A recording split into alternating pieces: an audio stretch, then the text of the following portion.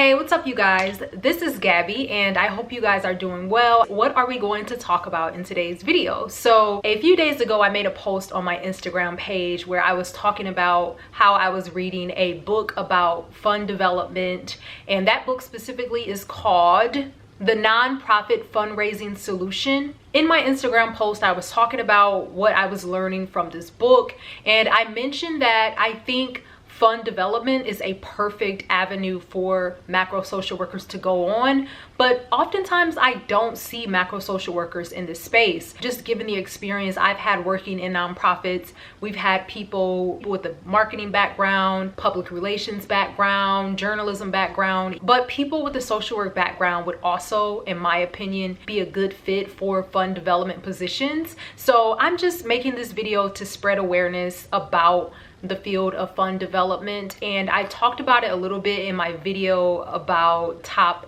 paid social work positions, all of them over 60K a year. This is a great avenue for macro social workers. One, it is a great way for you to use your skills of advocacy and communication to help raise money for great causes within nonprofits, right? As social workers, we care about nonprofits reaching their missions, and without someone doing fund development, that's not possible. That really is the basis and what holds nonprofits together, helping that nonprofit to make the most change in their specific areas, demographics, populations that they're working with.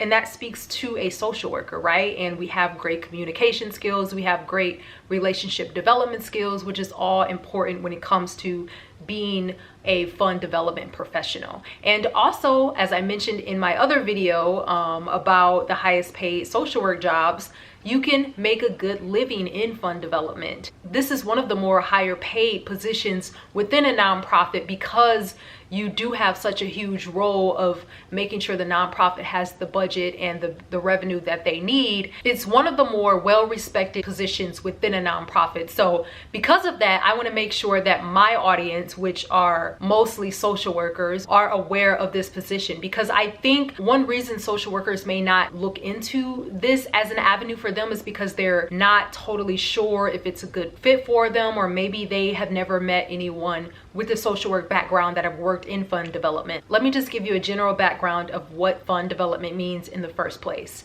So within a nonprofit organization or within a community organization, you have an individual or a group of individuals who are focused solely on building relationships with potential funders, making sure that those individuals are very aware of the ultimate mission of your nonprofit, helping people to feel connected to that mission, and looking for individuals who share the same mission who may want to support your nonprofit. So it's a little bit of marketing, relationship management, it's a little bit of public relations in there, and you are working with individuals to create touching and impactful stories about the nonprofit that you work for as a way to encourage people to open up their wallets and their purses. So that is really kind of an easy way to explain what a fund development professional does. Sometimes a nonprofit won't have a specific person who is dedicated to this area.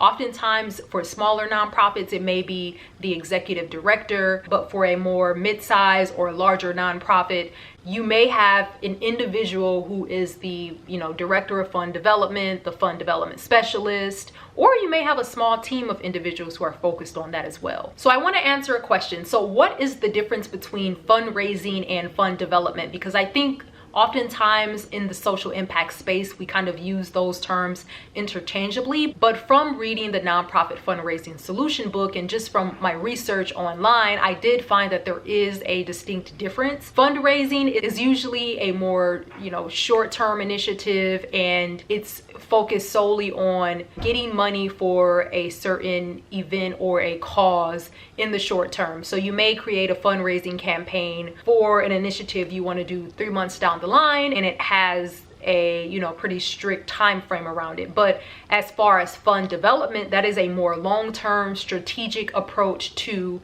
generating funds and revenue for the nonprofit that you work with. So it's all about, building those long-term relationships with potential funders, sharing the vision of your nonprofit to other people to try to find alignment, researching different fund opportunities for your nonprofit, and making sure that you are in the know of different grant initiatives, whether it's corporate grants, government grants that are coming down the pipeline, making sure you're connecting with other people in the fund development space so that you guys can share ideas about opportunities that are coming up, making sure you are well connected within your community so that you're the first person that people think about when they do have fund opportunities coming up and approaching. And also, it can be stressful, and this is one of the cons of this field. I'm going to talk more about pros and cons a little bit later, but one stressful part is that it can be a lot of pressure. If you are one of the individuals who are ultimately in charge of ensuring that this nonprofit can stay afloat, that's a lot of pressure on an individual. And in order to show people that your hard work is paying off and that you are indeed generating money for that nonprofit,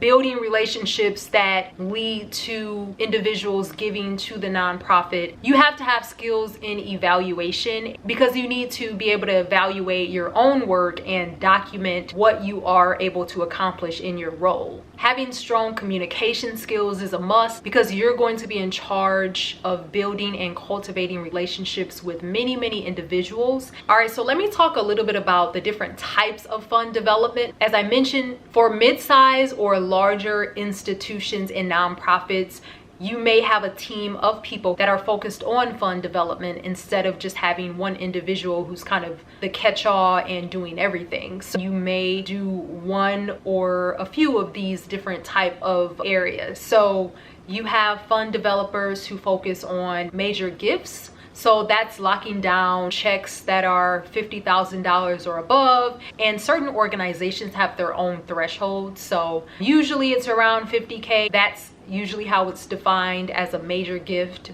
And then you have fund developers that focus on locking down funds from foundations. Now, these people may be called a grant writer as well. I think grant writing falls under fund development. And then you have people who are focused on locking down funding from individual donors. Your job is to build relationships with them, or continue building the relationship with them and keeping them in the know of all the amazing things that your nonprofit is doing, so that they feel inspired to provide money as an individual donor. And then you have events and galas. This is another way that a lot of nonprofits are securing funding as well. They put on this huge event where they're celebrating something regarding their nonprofit or a program that they are about to launch, something like that. I know a lot of nonprofits may have anniversary parties, or some may just have an annual gala to celebrate the success of the population they're working with or the work that they're doing, and they sell tickets and invite people in their community to attend. So people feel excited about this, right? Because not only are they supporting a nonprofit with a cool cause, they get to dress up fancy and have a great night. So that is a part of the strategy of generating funds for a lot of nonprofits. And you may have people in fund development who are focused on these specific events. And then you have campaigns as well. A lot of nonprofits have annual campaigns where they're trying to rally up the troops and to get their fans excited about giving back to their causes, and also trying to get more people excited about what they're doing. And then you have corporate sponsorships. So a lot of people in fund development may focus on that. So getting corporations to put forth money to pay for a certain initiative that they're doing, and as a trade, that corporation gets their name out there as being a partner to this nonprofit. So it puts that company in a good light because they are involved in the community, invested in the community.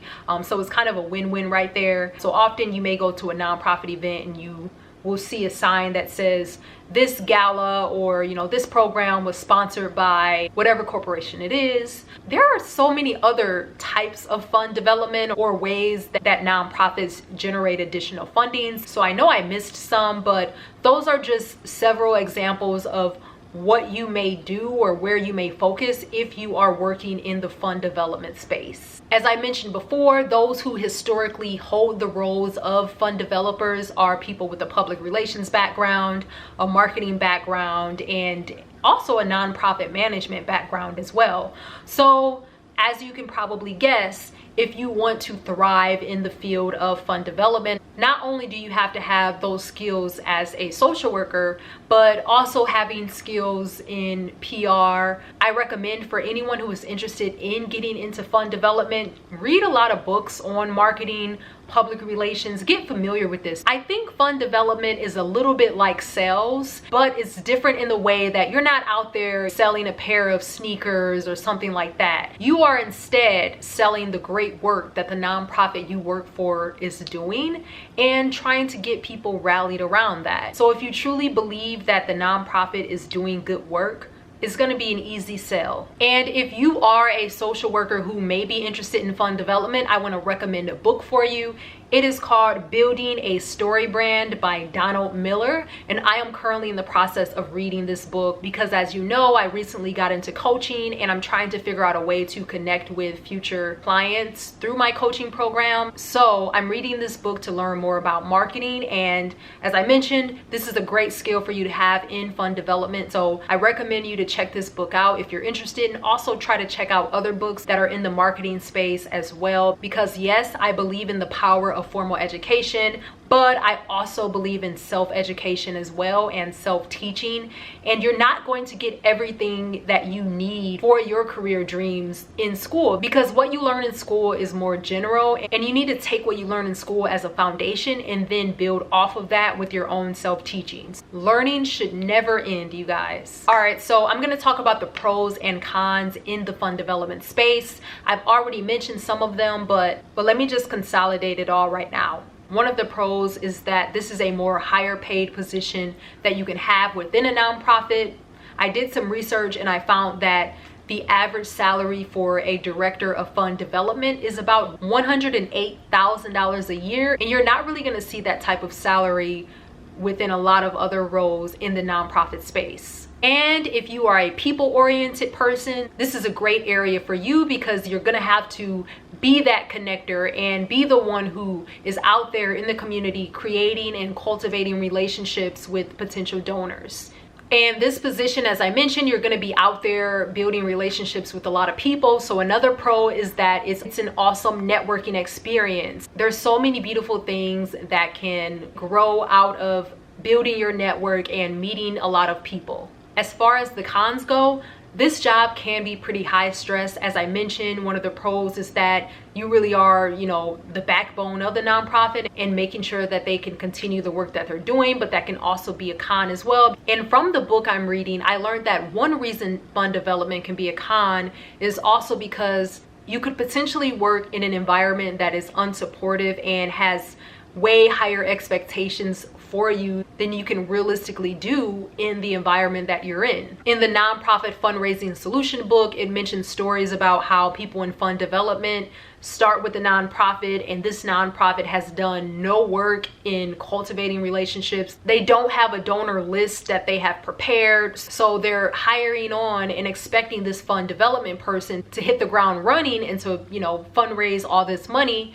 but they haven't set them up for success with the proper tools and information that they need. And also the book mentioned that a lot of nonprofits don't understand that it's important for not just the fund development specialist to work on generating revenue and raising funds, but it should be a part of the fabric of that nonprofit, and everyone should be essentially, spokespeople for the nonprofit and working on generating additional revenue, creating relationships with people in the community who could potentially provide them with funding. The book mentions that often nonprofits don't understand that, and they put all the work on the fund developer, and that leads to unrealistic expectations for the fund developer and also failure within that nonprofit. Fund development needs to be something that the executive director stands behind, as well as other people in different positions within the nonprofit. So yeah, those are some of the pros and the cons.